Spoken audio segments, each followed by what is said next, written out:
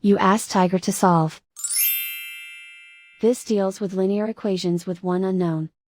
The final result is p equals -8.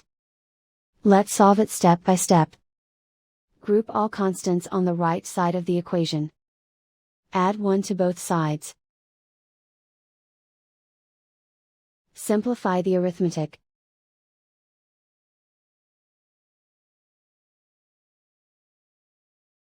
Isolate the p.